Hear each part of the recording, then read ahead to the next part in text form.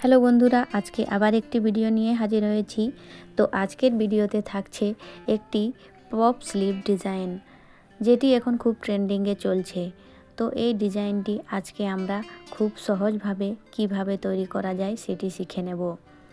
তো এই ডিজাইনটি তৈরি করার জন্য প্রথমে আমরা যে বর্ডারটা দেওয়া আছে সেই বর্ডারের মাপ নিয়ে বাকি যে উপরের অংশটা আছে, মোটামুটি আমাদের বর্ডারের অংশটা আছে 5 ইঞ্চি, তো উপরের অংশটা আমরা 6 ইঞ্চি নিয়ে এই যে দেখতে পাচ্ছ এইভাবে একটা পটির মতো নিয়ে নেব। পটিটার লম্বা যতটা হবে ততটা ভালো হবে, বেশি কুচি হবে, আর যত ছোট হবে তত কিন্তু কুচি কম হবে। তোমরা চাইলে এখানে 5-6টা করে কুচি দিতে পারো। তো আমি মিডিল অংশ থেকে দেখতেই পাচ্ছ তোমরা 2-2 ইঞ্চিতে দু সাইডেই কিন্তু দাগ দিয়ে নিচ্ছি। তো আমাদের এই 2-2 ইঞ্চিতে দাগ দেওয়া হয়ে গেলে আমাদের যেখানে জয়েন্ট হয়েছে সেখানে কিন্তু আমাদের মিডিল হচ্ছে।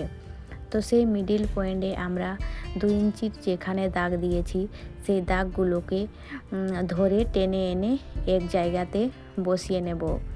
একের উপরে এক কুচিগুলো দিয়ে আমরা এখানে একটা ছোট্ট সেলাই দিয়ে আটকে নেব। এরপরে সেম একইভাবে যে এদিকে 2-2 ইঞ্চিতে দাগ দেওয়া ছিল সেই দাগগুলোকেও কিন্তু ধরে নিয়ে গিয়ে আমরা একইভাবে বসিয়ে দেব।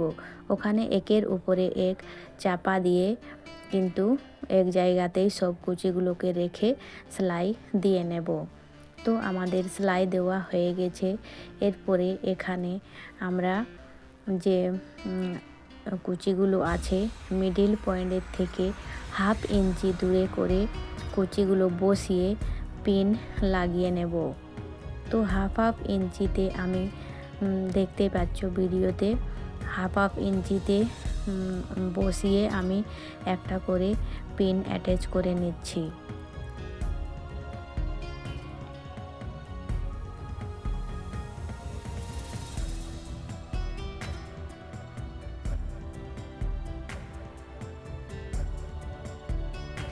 তো এক সাইডের যে কুচিগুলো সেগুলো কিন্তু আমার দেওয়া হয়ে গেছে। এরপরে উপরের দিকে আমি কুচিগুলো বসানোর জন্য একটি সেলাই দিয়ে নেব। তো সেলাই আমাদের দেওয়া হয়ে গেছে। এরপরে অপর সাইডে ঠিক একইভাবে কুচিগুলো আমরা বসিয়ে নেব। তো এখানেও আমরা 1/2 ইঞ্চি বাদ দিয়ে মিডিল পয়েন্ট থেকে 1/2 ইঞ্চি বাদ দিয়ে কুচিগুলো একটির পর একটি কিন্তু বসিয়ে নেব।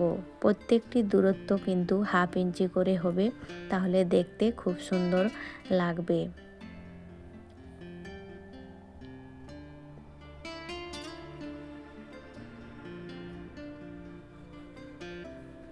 তোমরা চাইলে এখানে একবার আয়রন করে নিতে পারো, তাহলে কিন্তু খুব সুন্দরভাবে কুচিগুলো বসে যায়।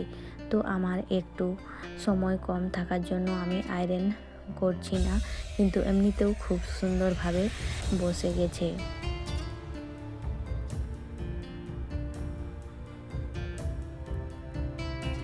এরপরে ওই দিকে যেভাবে সেলাই দিয়েছিলাম এই দিকেও কিন্তু সেই একইভাবে সেলাই দিয়ে কুচিগুলো ঠিকঠাক করে বসিয়ে নেব।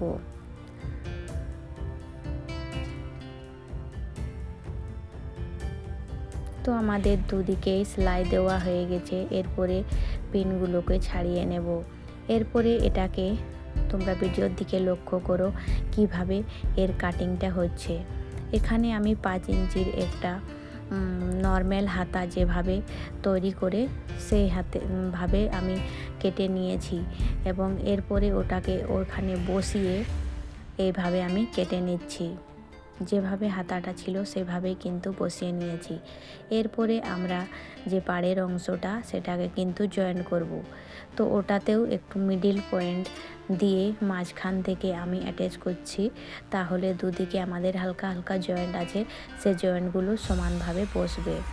তো একদিকে আমার জয়েন করা হয়ে গেল, এরপর অপর দিক থেকেও জয়েনটা করে নিচ্ছি। তো আমার দুদিকেই জয়েন করা হয়ে গেল। এরপরে এটাকে উল্টে পাড়ের দিক থেকে একটা চাপ সেলাই দিয়ে দিব।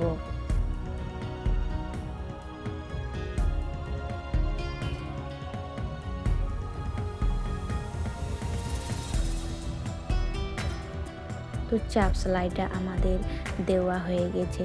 এরপরে আমরা হাতার যে শেপটা, সেই শেপটা নিয়ে আসবো। হালকা কিছু কাপড় কাটিং করতে হলো। এরপরে আমাদের হাতার শেপ চলে এসেছে। এরপরে আমি ওখানে কুচির যে মিডিল পয়েন্টটা আছে সেখানে একটি বোতাম দেব। তো বোতামটি আমি এইভাবে তৈরি করে নিচ্ছি, কাপড়ের বোতাম যেভাবে নর্মাল তৈরি করা যায় সেভাবেই তৈরি করে নিচ্ছি। এরপরে ওটাকে আমি বসিয়ে নিচ্ছি। তো একটু দেখলেই বুঝতে পারবে কিভাবে আমি বসিয়ে নিচ্ছি।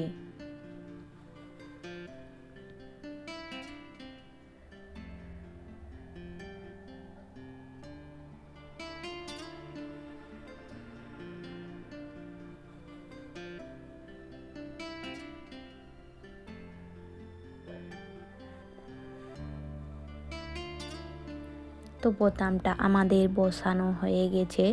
এরপরে আমরা অস্তরটা জয়েন করে নেব।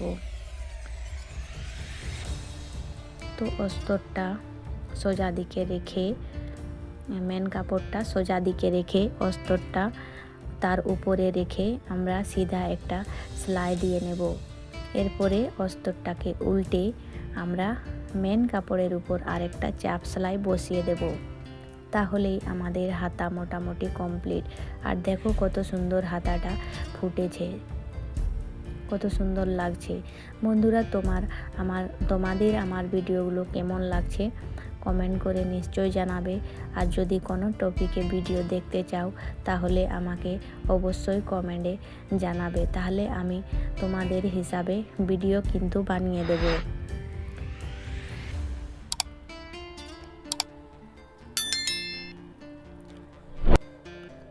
তো আমাদের হাতা মোটামুটি কমপ্লিট হয়ে গেছে। বাইরের যেটুকু অস্তর বাড়তি ছিল সেটাকে ছেটে নিচ্ছি। তো ভিডিওটি কেমন লাগলো জানাতে কিন্তু ভুল